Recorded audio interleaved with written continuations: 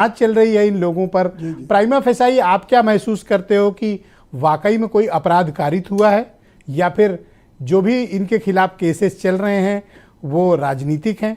और दूसरा विषय ये है कि 3 समन स्किप किया है केजरीवाल ने और 7 समन स्किप किए हैं झारखंड के मुख्यमंत्री ने। What next? आगे क्या एक्सपेक्टेड है एज पर लॉ?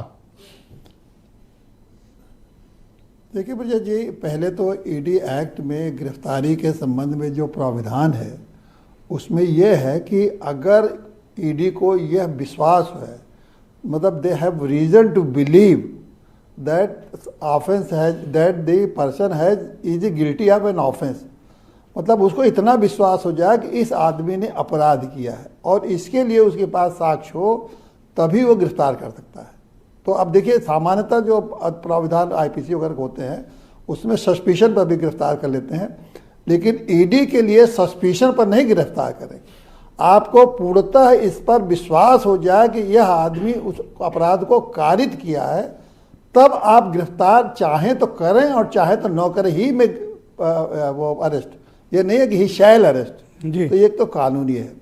अब इस कानून में ईडी के पास ये पूरा का पूरा ये है कि वो भी जो कारण देना पड़ेगा उनको लिखित कारण देना पड़ेगा। तो ऐसे नहीं है कि किसी को आपने सम्मन दिया और बुलाया और फिर उसको तुरंत गिरफ्तार कर लिया, ऐसा आप नहीं कर सकते। एक पुख्ता सबूत चाहिए और उसको लिखित आप देंगे कि ये हमारे सबूत है और तब हम इनके गिरफ्तारी कर सकते हैं। तो गिरफ्तारी में तो ये है, दिक्कत यहाँ यह है कि गिरफ्तारी इतना यहाँ वो मुश्किल नहीं है। गिरफ्तारी में तो चाहे तो ईडी गिरफ्तार करे, न करे, 2 महीने बाद करे, 6 महीने बाद करे।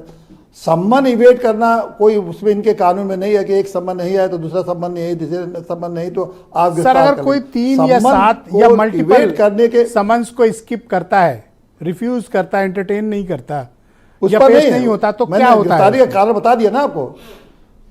उस पे जाए कोर्ट में और कोर्ट में कहेंगे साहब ये इन्वेस्टिगेशन में कोऑपरेट नहीं कर रहे हैं, तो कोर्ट उनको कहेगी कि जाके आप पकड़ कर लाइए, उससे पूछिए, सवाल करिए। तो वो तो कोर्ट के ऑर्डर में जाएंगे अपने। अगर वो एस्केप करता है तो वो गिरफ्तारी कारण नहीं है। गिरफ्तारी कारण मैंने जो बताया वो है कि उनके खिलाफ इतना एविडेंस हो कि आप उनको गिरफ्तार कर सकते, तब गिरफ्तार करेंगे। सम्मन को इवेट करने से, सम्मन पर न आने के कारण आप गिरफ्तार नहीं कर सकते, ये मेरी बात है। उसके लिए आपको कोर्ट में जाना पड़ेगा। लेकिन दिक्कत है कि ईडी के मामले में जो सबसे खतरनाक प्राविधान ये है जमानत का। जमानत में यह है कि जब जज साहब को यह विश्वास हो जाए कि इसने कोई अपराध नहीं किया तभी जमानत होगा। सामान्यतः ऐसा जमानत और मामले में नहीं होता।